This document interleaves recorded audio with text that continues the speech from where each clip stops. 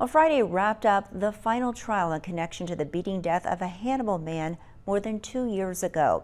WGEM's Dylan Smith sat down with Marion County's prosecuting attorney, all to reflect on this case, resulting in a half a dozen arrests.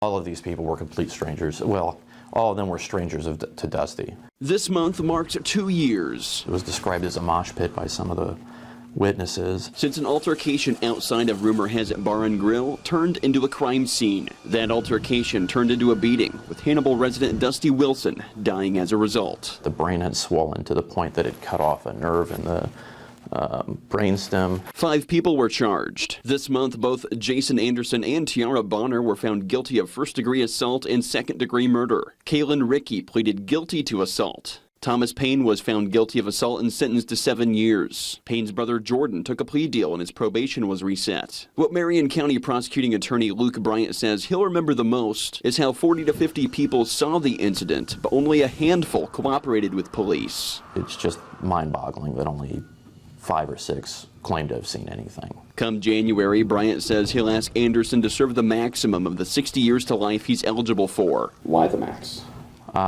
Because of how heinous the crime was, how merciless the beating was, and how unremorseful Jason Anderson seemed to be throughout the trial and throughout the pending case. Dylan Smith, WGEM News, Hannibal. Now, by the way, Bonner has been sentenced to 10 years and 13 years for separate charges. A December hearing will determine if those sentences will run consecutively or concurrently.